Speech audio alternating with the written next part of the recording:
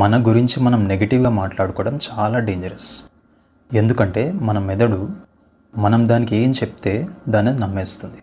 అది నిజం కాకపోయినా సరే, అది వాస్తవాలను చెక్ చేయదు. దానికి ఫెమిలియర్గా ఏది ఉంటుందో దాన్నే తీసుకుంటుంది. అంటే దానికి పరిచయమైనది, అలవాటైన విషయాలనే తీసుకుంటుంది. నువ్వు ఒక నెగటివ్ ఆలోచనను మళ్ళీ మళ్ళీ రిపీట్ చేస్తూ దానికి పరిచయం చేసి అలవాటు చేసి పడేస్తావు. అందుకే మెదడు దాన్ని నిజమని అంగీకరించడం మొదలుపెడుతుంది.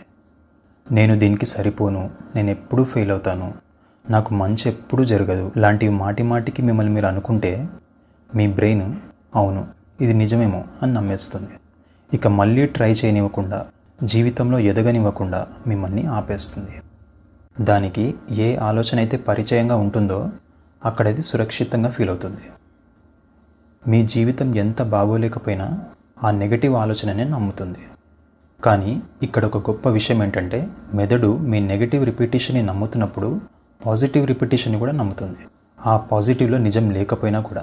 అందుకే నేను నేర్చుకోగలను, నేను బెటర్ అవుతున్నాను, నేను దీన్ని హ్యాండిల్ చేయగలను అని మీకు మీరు పాజిటివ్గా చెప్పుకుంటే మీ బ్రెయిన్ మెల్లిగా దాన్ని నమ్మడం మొదలు పెడుతుంది.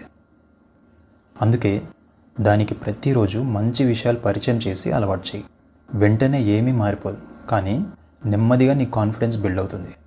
నీ జీవితం మారడం మొదలవుతుంది.